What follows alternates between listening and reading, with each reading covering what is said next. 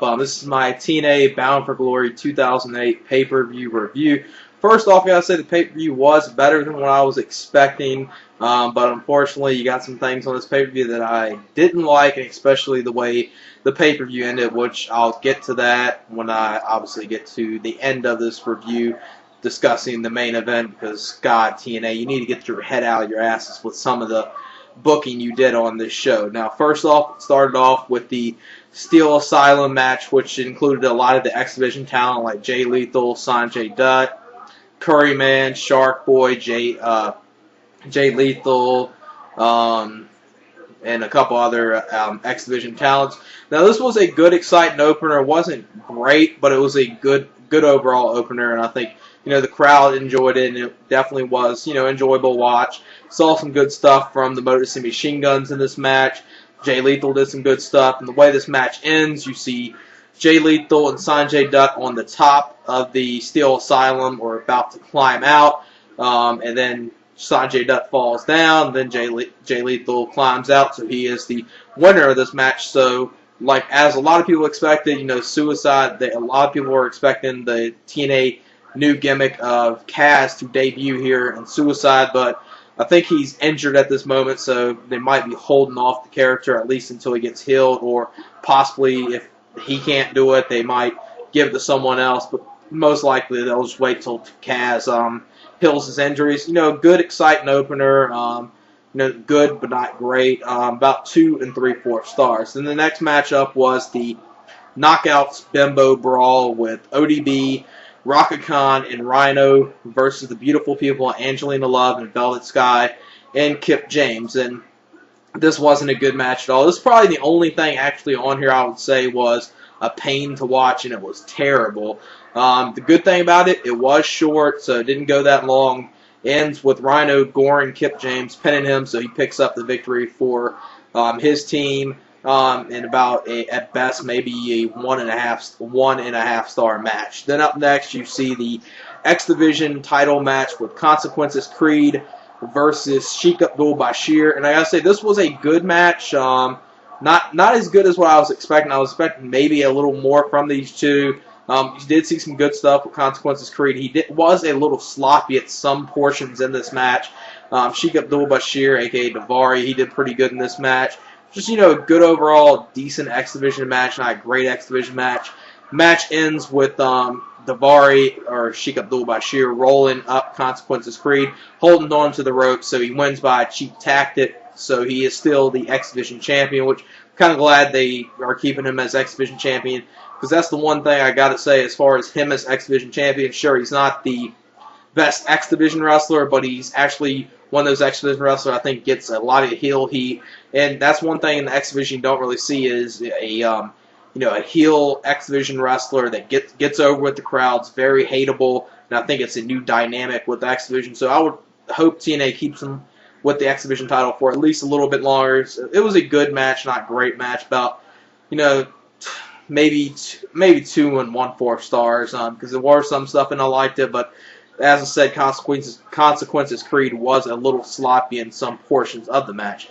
Then up next, you see the TNA Knockouts title match with Amazing Kong versus Roxxi versus defending Knockouts champion Taylor Wilde. And actually, as much as a lot of you know that I'm not a fan of Taylor Wilde, I gotta say, some portions of this match, she definitely impressed me. It looked like she is starting to somewhat improve a little as far as her in-ring work goes. As you expect, Roxxi and Amazing Kong work pretty good with each other. Good women's three-way.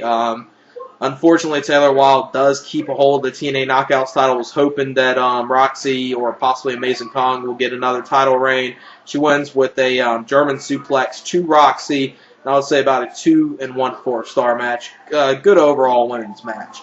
Then up next was probably one of the best matches of the night, which really, really shocked me because my expectations for this match were very, very low, but it ended up being a good match, and that's the Monsters Ball match, the 4-way for the TNA tag titles with Beer Money Incorporated of James Storm and Robert Roode, LAX of Homicide and Hot Stuff Hernandez, Team 3D, and Abyss and Matt Morgan. And I didn't expect this to be good. You saw a lot of good brawling, a lot of good use of weapons, just a lot of good brawling in here.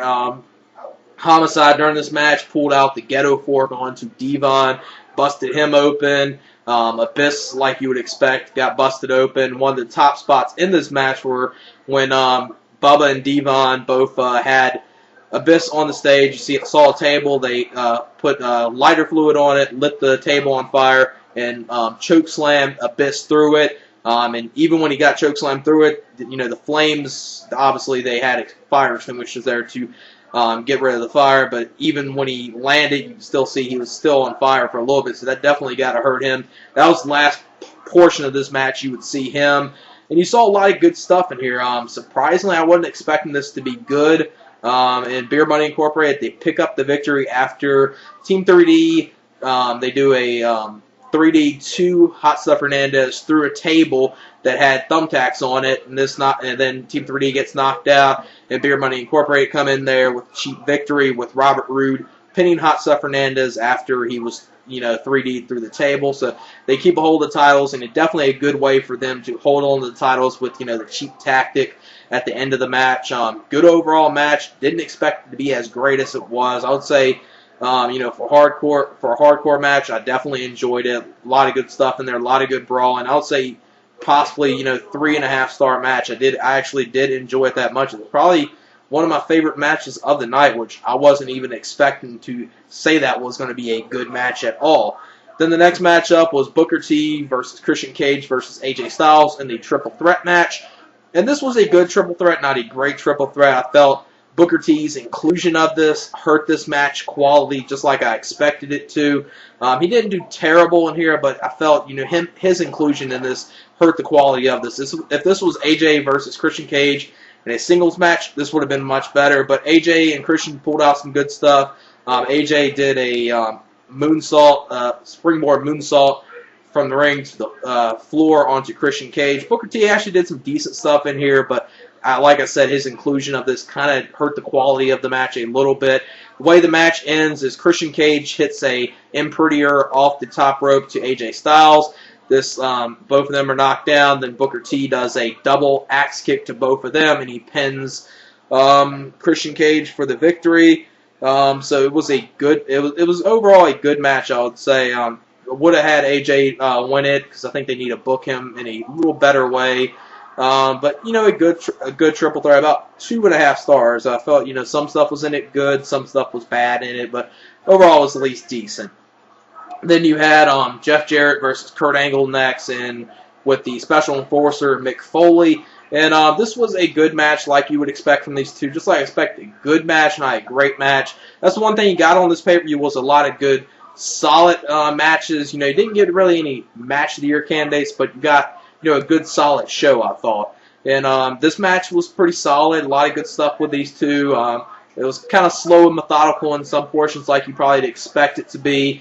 The way the match ends is Jeff Jarrett uses his guitar onto Kurt Angle, so Jeff Jarrett picks up the victory. Like some people were expecting possibly a Mick Foley heel turn or some type of swerve in this match. You didn't see it happen, so unfortunately you knew they were going to do some type of swerve in the main event, and unfortunately you did get that. Now that match between Angle and Jarrett was good. I would say 3 1/4 star match. Then you got the main event for the TNA World Heavyweight title with the world champion Samoa Joe versus Sting. And this is when I'm probably going to rant about this pay-per-view a lot, because I felt for this, good pay-per-view. The end of the match, I would say, even with the swerve, it didn't really make it a terrible pay-per-view, but hurt it a little bit as far as TNA's booking.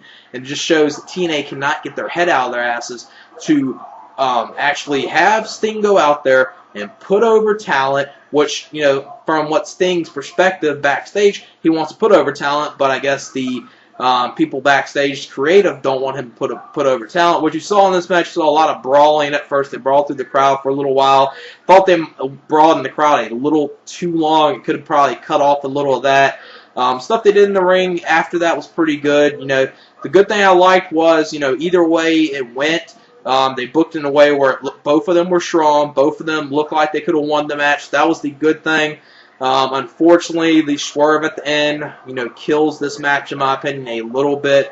Still, it was a good match between the two. The match ends with, you see right at the end of the match, you see Kevin Nash come out there. He's going to do something, get involved, cost Samoa Joe the title, which he ended up doing. He had to grab Sting's baseball bat, and at one point, when Samoa Joe was whipped into one of the corners, Kevin Nash hit him with the baseball bat, and then Sting hit the death drop, and then Sting is the world champion at another Bound for Glory 3 years in a row.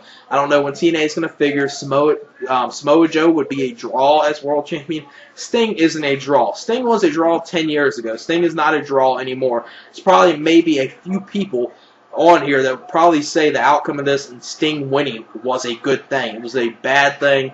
You know, Samoa Joe's title reign was so lackluster, even though he held it for 6 months. They didn't do that much with it. I would say that his match he had with, not his match, but his title reign compared to CM Punk, probably, you know, even though he held it longer, you probably could say they were both very lackluster, and neither company did that great of a job booking them. And Samoa Joe, I think if they would have booked him in a better dominant role, and he would have went over, won this match, they could have still done the thing with Nash's inclusion, Nash's involvement of the match, and have him kick out, then end up hitting the Muscle Buster, you know, have Kevin Nash get knocked out or something, and have him retain the title. That's the way they should have ended this pay-per-view, is Samoa Joe still as TNA World Champion. But no, TNA cannot get in their heads that Sting isn't a draw anymore. This is 3rd year in a row, and this is starting to get fucking tiring to see Sting hold on to this title. Now, if Sting, this is his 3rd year in a row at Bound for Glory. Now, even though I want this title off him as quick as possible, they better not make this a, you know, 2-week, 10 days, or this week on Impact title changes. They better at least give him a month or two to at least make the title seem a little prestigious after this. I mean, it just looks like a complete joke giving Sting the title every single year at this pay-per-view. If this was like 5-10 years ago, sure, I would be okay with it because Sting was a draw then. Sting isn't a draw to most people nowadays. If Sting was a draw, I think TNA's ratings would be more higher than a 1.0. Not saying that, you know, the homegrown talent AJ and Samoa Joe can, you know, draw high ratings, but they can at least make the company grow. And that's what, you know, pretty much the homegrown talent is the reason why the company has grown. You know, guys like, you know, Samoa Joe, Christopher Daniels, even though he's stuck in this Curryman gimmick, AJ Styles, and, you know, tons others in the X Division. That's the reason why the company's staying alive and people are actually have interest in your company, is because of those young stars. And then you have to do this bullshit of ending the pay-per-view like this. I know it, as far as this main event, I probably rambled on along a little ways with it, but I just felt like I have to, because this was complete bullshit the way they had to end this pay-per-view. Now, I'll give the match between Samoa Joe and Sting about 3 1/4 stars. Not because Samoa Joe didn't get over, just because I felt the match wasn't as good as what I thought it was going to end up being. Because I knew either way it was going to go, I thought it was going to be a good match, or at least possibly even a great match. It was just, you know, a good overall match. I would say, as far as this card for Bound for Glory, as far as, you know, all the matches, I would say everything was pretty solid on this pay-per-view. The only thing that was complete trash and you never want to go back and watch was, you know, pretty much the, you know, Knockouts, Bimbo, Brawl, you know, 6-person intergender tag. Other than that, everything else was pretty solid on this pay-per-view. The main event I would give 3 1/4 stars, like I said. Overall for this pay-per-view, and, you know, Sting getting put the title on him again, that definitely hurts the quality of this pay-per-view. I would say possibly, you know, a 6.75, possibly a 7, because like I said, you know, I saw a lot of good solid stuff on here, and some stuff definitely like the Monsters Ball definitely far exceeded my expectations. So thought this was a good pay-per-view, not a great pay-per-view. Nothing I would say, you know, worth going out your way to, you know, order the replay or anything. It's just like, if you do check it out, there's some good stuff on it. It's just, you know, a good solid pay-per-view. Like I said, good solid matches, no match of the year candidates, so if you're expecting that, you don't get that. But I would say, well, solid pay-per-view, about a 6.75, and yes, my review for Bound for Glory 2008, TNA. You better do something with Sting's title run here, because this is getting fucking old. Sting as world champion isn't a draw, and there's probably only a handful of people on here that would say they're happy that Sting is world champion. This is just fucking bullshit, I would say, and that's it. Peace.